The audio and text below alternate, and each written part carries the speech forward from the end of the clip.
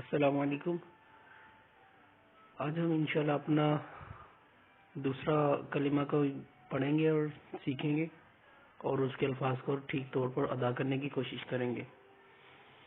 تو یہ چلتے سبق کی طرف۔ بسم اللہ الرحمن الرحیم۔ دوسرا کلمہ شہادت۔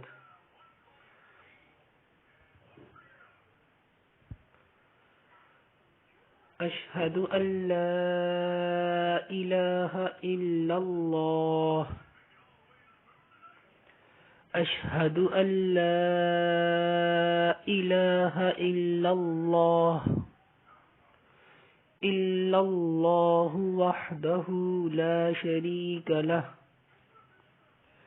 لا شریک لہ واشہد ان محمدا عبدہ ورسولہ۔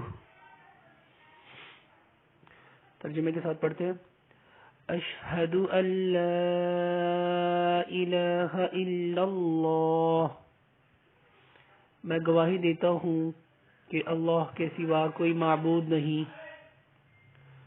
وحدہ لا شریک لہ، وہ اکیلا ہے، اس کا کوئی شریک نہیں۔